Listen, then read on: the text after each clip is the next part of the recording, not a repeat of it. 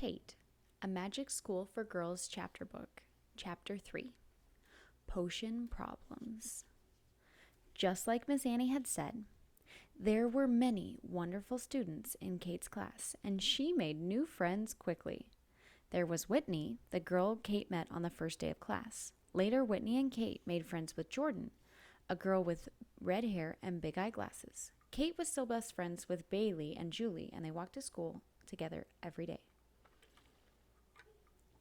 One day, as the three friends were walking to school, Bailey said, "I'm so excited for today. I can hardly wait for class."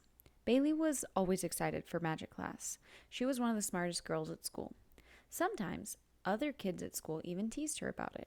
"What are you so excited about?" Kate asked Bailey. "Is there something different happening? Or are you just excited for a regular day of school?" "Julie knows," said Bailey. "Our class is learning something new today. It's going to be awesome." Julie asked, "We're learning something new today?" "Yeah," said Bailey. "Don't you remember? Today is our introduction to flying broomsticks."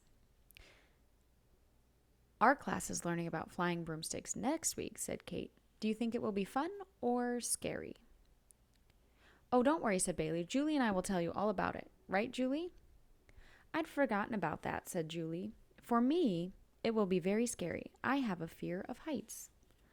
"I'll try to help you," said Bailey, patting Julie gently on the back. "I look forward to learning to fly on broomsticks," said Kate.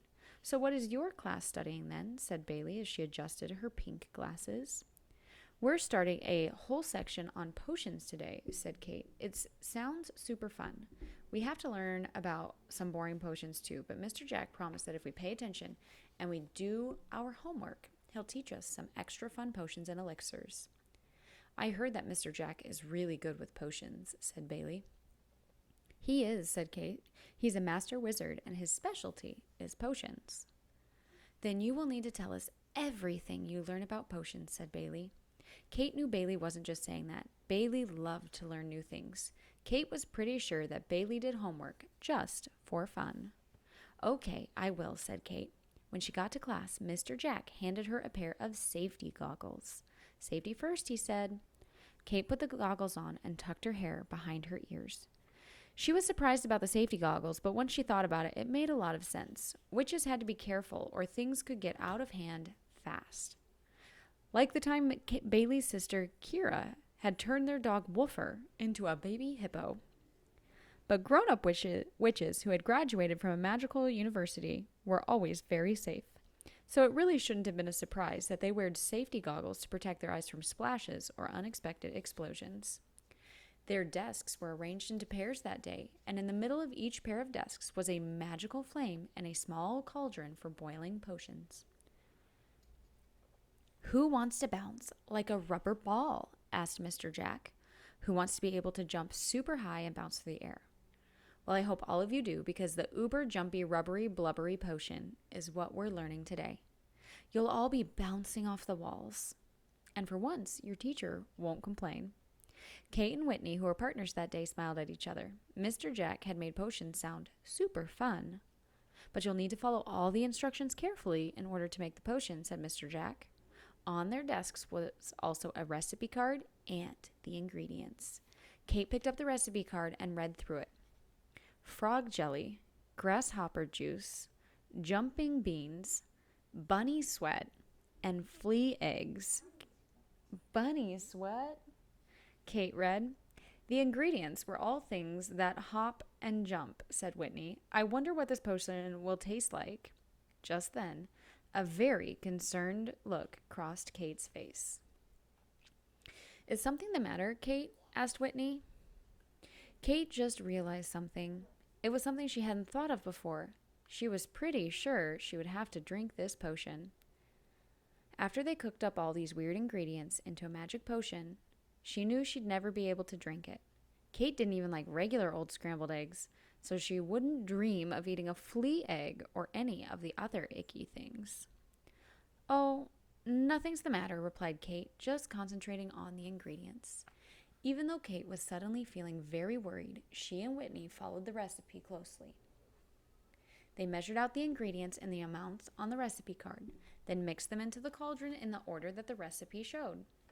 They combined the ingredients and said the magic words.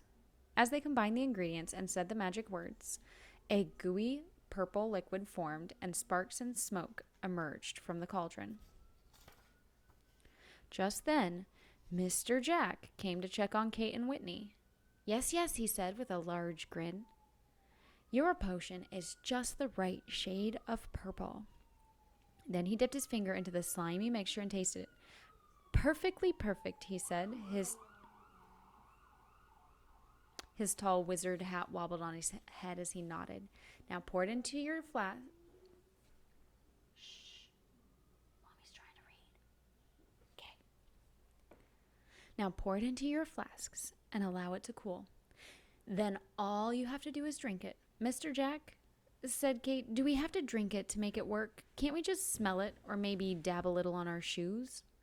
Oh no, said Mr. Jack with a frown. Potions are for drinking, and this is one of the easiest and most fun potions of all.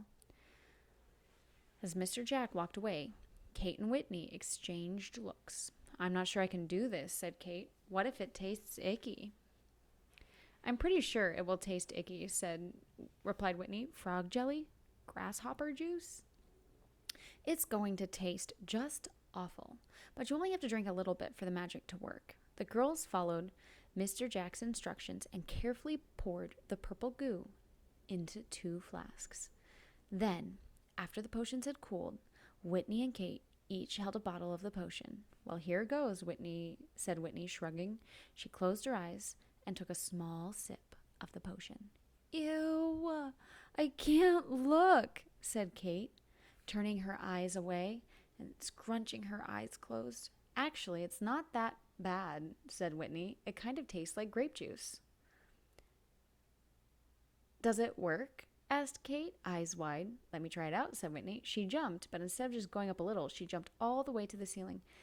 Kate, it works, she yelled. It was like gravity didn't even exist. Kate smiled. It really did look fun. And now the other students were trying the potion and experiencing the uber-jumpy, rubbery, blubbery power. Girls were literally bouncing off all the walls, just like Mr. Jack had said.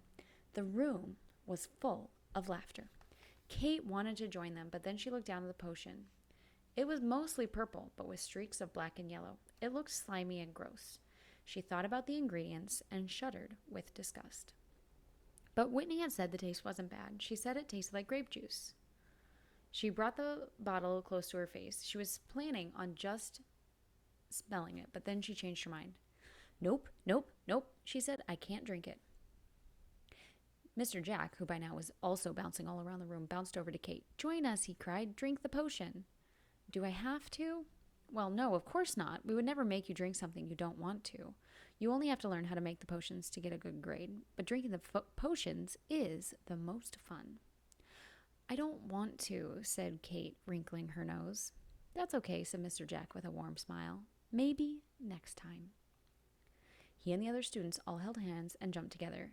It looked as though the entire classroom was one giant trampoline. Kate felt sad that she couldn't join them. They were all having so much fun, but she couldn't drink the potion. Frog jelly? Bunny sweat? Grasshopper juice? No, she just couldn't.